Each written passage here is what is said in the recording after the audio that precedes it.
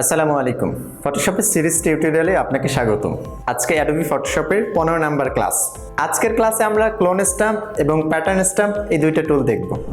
কোনো ইমেজকে অথবা ইমেজের কোনো পার্ট বা যে কোনো কিছু আপনি ক্লোন করার জন্য ক্লোন স্ট্যাম্প টুলটা দিয়ে আপনি কাজ করতে পারেন। বিভিন্ন প্যাটার্ন আমরা দেখি, এই যে প্যাটার্নগুলো আছে এই প্যাটার্নগুলো অ্যাপ্লাইয়ের জন্য আমরা প্যাটার্ন স্ট্যাম্পটা ইউজ করি। আবার প্যাটার্নটা আপনি ক্রিয়েটও করতে পারবেন প্যাটার্ন স্ট্যাম্প টুল দিয়ে। প্যাটার্ন ফটোশপ ইলাস্ট্রেটর দুই জায়গাতেই ক্রিয়েট করা যায়। ফটোশপে আপনি করতে পারবেন, আবার ইলাস্ট্রেটরেও আপনি করতে পারবেন। তাহলে চলুন আমরা ক্লোন স্ট্যাম্প এবং প্যাটার্ন স্ট্যাম্প দেখে নিই কীভাবে আপনি কাজ করবেন, কি কাজ করা যায়। টুলবারে এখানে ক্লোন স্ট্যাম্প টুলটি দেওয়া আছে। আমি ক্লোন স্ট্যাম্প টুলটি সিলেক্ট করে নিলাম। এবার দেখেন আমি ইমেজটিকে জুম করে নিলাম। এখানে যে বোর্ডগুলো আছে আমি এইটারই একটা ডুপ্লিকেট করব বা ক্লোন করব। সো এখান থেকে আমি ক্লিক করলাম। ফার্স্টে যখন আমি ক্লিক করলাম আমাকে একটা মেসেজ দিচ্ছে যে could not use the clone stamp because the area to clone has not been defined. Alt click to define a source point. So আমাকে কী করতে হবে, ফার্স্টে অল্টার চেপে সোর্স পয়েন্ট নিতে হবে। কিবোর্ডে অল্টার চেপে ধরে আমি এখানে ক্লিক করে সোর্স পয়েন্ট নিলাম। এবার আমি এখানে ক্লিক করে ড্র্যাগ করলাম। দেখেন এই যে বোর্ড আছে এটা কিন্তু এখান থেকে ডুপ্লিকেট হচ্ছে। সো এই কাজটাই মূলত ক্লোন স্ট্যাম্প টুলের কাজ। সো এগুলো আমি এখান থেকে এভাবে আবার সোর্স পয়েন্ট নিলাম। সো এভাবে করে কিন্তু আমরা এগুলো দিয়ে দিতে পারি। তো ইমেজের এই যে পার্ট আছে অল্টার চেপে আমি এখান থেকেও সোর্স পয়েন্ট নিলাম, এইখানে এসে ড্র্যাগ করে দিলাম। এখন আপনি যদি এটা না রাখতে চান বা মনে করেন এগুলো রাখবেন না, সো তখন আবার এগুলো সোর্স পয়েন্ট দিতে পারেন। বা চাচ্ছেন এটা রিমুভ করবেন, এখান থেকে সোর্স পয়েন্ট দিয়ে আমরা এভাবে ড্র্যাগ করে নিচ্ছি। ওকে, এভাবে ঠিক করে নিলাম। কিছুটা কালারে একটু অসুবিধা থাকে, তো এইরকম যদি থাকে তখন সিলেক্ট করে পেস্ট টুল দিয়ে এটাকে আবার আপনি এই যে কালারে যে প্রবলেমগুলো হয় এটা আবার সলভ করে নিতে পারেন, বা স্পট হিলিং বা অন্যান্য টুলসগুলো এখানে ইউজ করতে পারেন। সেম একইভাবে এখানে আমরা আলাদা আরেকটা ইমেজে ক্লোন স্ট্যাম্প দেখব।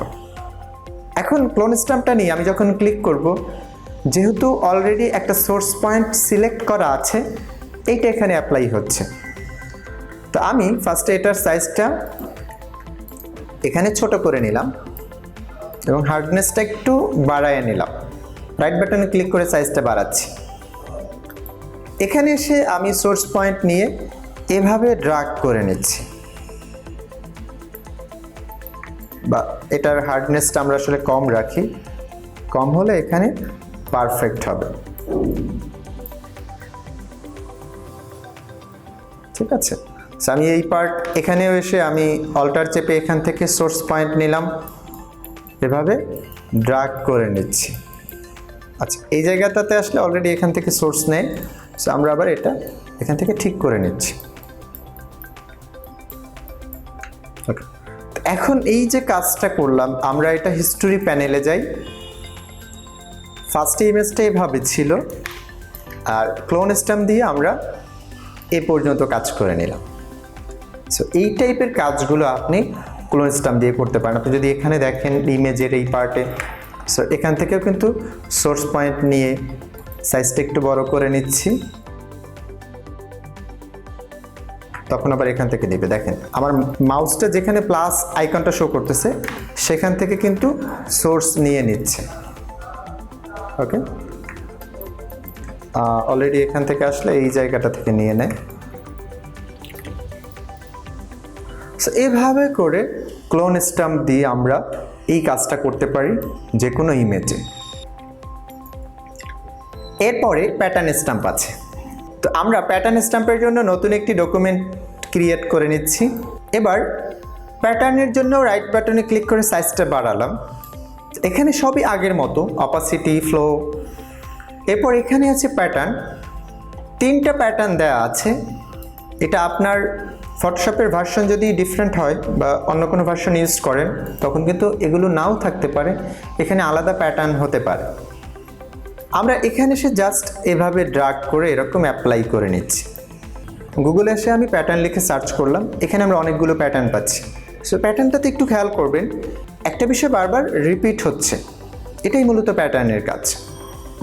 সো আমরা ফটোশপে আসলাম, এখানে এসে আমরা যে প্যাটার্নটা অ্যাপ্লাই করব, তো এটার জন্য আমাকে ফার্স্টে ক্রিয়েট করতে হবে। তো আমি ফাইল থেকে নিউতে যাচ্ছি। প্যাটার্ন যেহেতু বারবার রিপিট হবে, তার মানে 1000 পিক্সেল বাই 1000 পিক্সেলের ডকুমেন্টে আমরা যদি একটা প্যাটার্ন ক্রিয়েট করে অ্যাপ্লাই করি, তাহলে আমরা যখন ক্রিয়েট করব তখন সাইজ কিন্তু অবশ্যই ছোট নিতে হবে। সো আমি এটা 50 পিক্সেল বাই 50 পিক্সেল নিলাম।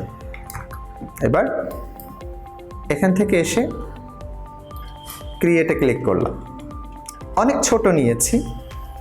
এবার আমি এটা জুম করে নিলাম।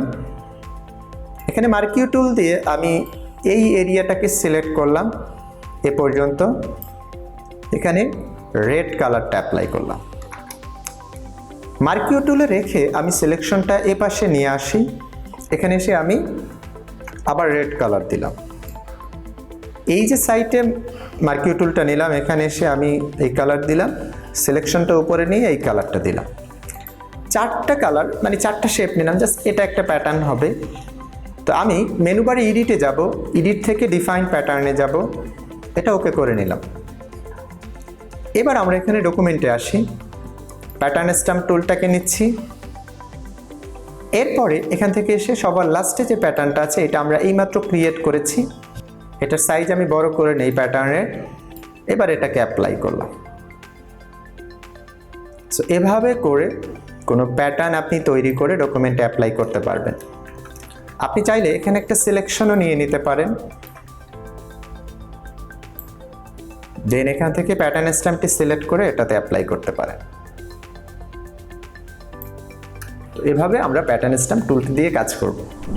সো এটা আসলে আমাদের ক্লোন স্ট্যাম্প এবং প্যাটার্ন স্ট্যাম্প টুলে আপনি কিভাবে কাজ করবেন এইটা নিয়ে আমরা এই কাজগুলো দেখলাম।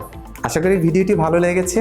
আপনি যদি এই ভিডিওটা নতুন দেখে থাকেন, আমাদের ফটোশপে কিন্তু এর আগেও আমরা অনেকগুলো ভিডিও আপলোড করেছি যেগুলো টুলস নিয়ে, আপনি প্লে লিস্টটা চেক করে সেখান থেকে দেখে নিতে পারেন। ধন্যবাদ।